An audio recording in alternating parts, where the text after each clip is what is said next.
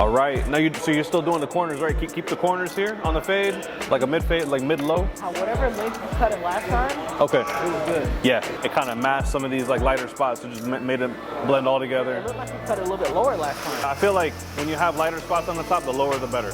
So we could do, I did pretty much like a tight one with the grain. Yep.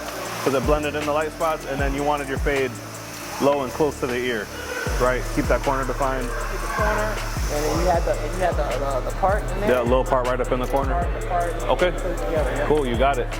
Oh, I'm here with Ronis today with Ram Energy Solutions. So if you guys are in the Tampa Bay area and you need some solar, hit my boy up. I'm gonna leave his contact in the description below. So what we're gonna do is, he's naturally a little bit thinner in these areas. So if we cut the hair down with the grain, but just a little bit tighter, it makes this less noticeable. So we're gonna do that. Line them up, give them a nice low fade close to the ear. All right guys, so definitely start to comb out the hair. You know, no matter how short or how long it is, you always want to comb through the hair. Just make sure that the hair is completely elevated. You don't want anything to be like compacted.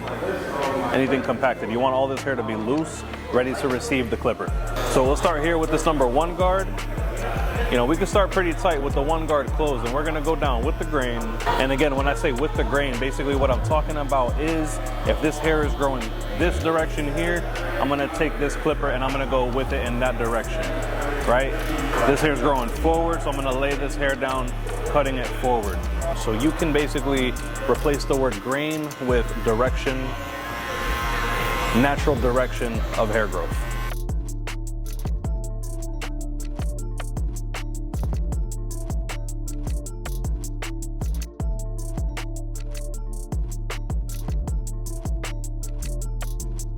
So now the bulk of the hair is already laid down, and we're gonna start laying down this fade here. We're gonna want it to be a pretty much of a low fade, so we're gonna have it wrapping right there around the ear. Start here, we're gonna have most of this curve available, and then we'll take that fade over the ear. So I'm actually gonna start here with my clipper being all the way closed. So the clipper being all the way closed is gonna definitely allow me to visually have this bald. And we can still go down a little bit tighter, but I'm gonna save that for the very end. It's easier to blend into a clipper all the way closed rather than it is to blend into a bald trimmer line. Because the thing is, those trimmers, they're meant to cut real sharp. It's meant to put in harsh edges, for example, with the hairline or with the beard. It's not really meant for putting in a soft line that you could fade into. So that's why I like to stick with my clipper closed. And now without moving the lever, we're gonna continue here and we're gonna set in our fading line here with this 0 guard with the lever all the way closed. And this is gonna be our first panel. This is what we're gonna concentrate first on to be able to blend it out. Then we'll move on to fading down from the top length. But definitely give yourself some space with this blend right here, man. You definitely don't wanna compress this line too much. It might look real crispy up close or on camera, but as soon as your client starts to walk away, it's gonna look like a chili bowl. You definitely don't wanna do that. Give yourself some space here to blend. So now, this bottom line is bald with the clipper closed. This is the half guard closed. So what goes in between those lengths? If you take off the half guard and now you open up that lever, now we can start working in between that area there. So we'll go ahead and start with this open. It's not gonna remove much hair, but just little by little, it's gonna help lighten up the gradient so we can connect that length to that length. So we're halfway down with this lever now. And since we've closed the lever a little bit more, now we can actually start to move our way lower in the fade. You can see the tip of this blade is not getting as high as it just was. It almost is, but not all the way. And now we're back all the way down to clipper closed. And we could just use the corners of this blade now. You have to break through that bottom line now that we first set in. So now we're gonna concentrate on this top fade. Remember, we went 1 with the grain. So let's find out if the 1.5 guard, which is my normal technique, is gonna blend up into this length properly. 1.5 guard with the lever open, all the way up. It's looking perfect. And kind of same thing, you know, just straight up and down motions. Just keep on doing this motion over and over again. And this is just to make sure that it's gonna blend in properly. It's not taking off a lot of hair, but this is just ensuring that all these layers are gonna blend together. I'm done with the 1.5 open. Now we can go here with the 1.5 closed. And same thing, we're just chipping away. Whatever hair is gonna feed into this guard, that is what we're gonna use to fade it down to the next level. Now this fade is not going to be super compressed, so I am going to take this number 1 guard with the lever open, and we'll do the same motions, guys, here with the 1.5 open, closed, the 1 open, closed, the half open, and finally closed, because it'll match up perfectly to that line that we put there at the very bottom. So in some videos you'll see that I do use the 1 guard, in some videos you'll see that I'll skip it and I'll go straight to the half guard. And the reason that we do that is because I feel like if I can skip that guard, that'll help me get a more compressed look. Let's say if somebody really does want a super compressed low fade, or if somebody even wants a taper where you have less space to blend, skipping straight from that 1.5 guard to the half guard will get the blend done, but it also will give it a more compressed effect. So depending on what your goals are, depending on the finished result you're going for, that is going to determine if you're going to use the 1 guard. And now we're all the way closed here with this 1 guard. Now you can definitely start seeing this fade come together. If this were any other setting, if this were a great clip, those salon barbershops, the salon style barbershops, they may already send you out the door like this, but they come to a barbershop, they come to me because they want to see that extra level of detail. So just because it looks like it's finished, I'm still going to follow through with all my steps, because I want to make sure that I don't miss anything. I don't want to sacrifice the quality of the service that my client's going to get here. So same motions here. I'm going to start with this half guard open, and then little by little work my way down.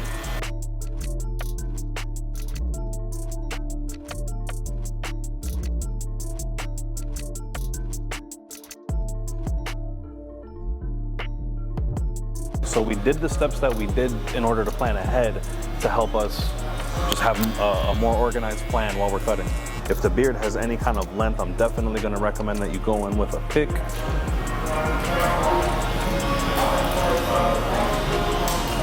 And then as far as shaping it up, you can either go the shear route, you can go the clipper route. So I'm going to start off here with the curved shears.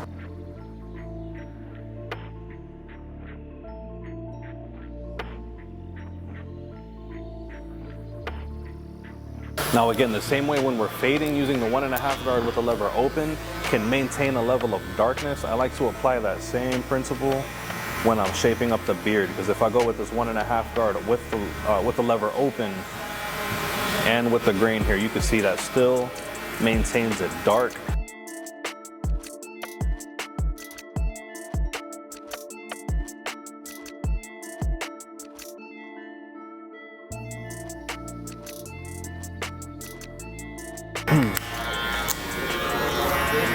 I'm going to take this number 1 guard with the lever closed just to lay down the mustache area, get it ready for a nice lineup.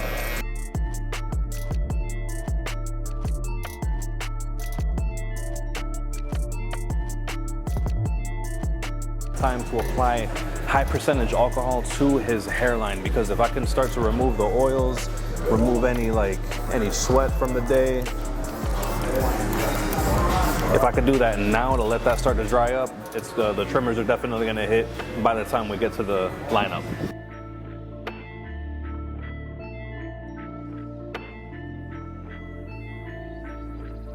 Now that we are happy with where the lineup is sitting at least the rough draft of it, now we're going to go ahead and tighten it up with the blade and get it ready for some enhancements.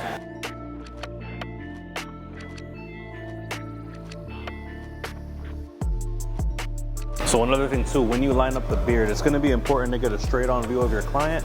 You can ask them to pick up their chin, and you could see the 2 lines of the beard come together, and it gives you an added perspective to make sure that the lines are even. This angle that you guys can see right here on the camera now, that's a whole nother angle that you can use just to make sure, you know, that the lineup is not only even looking from straight on, but also from other angles.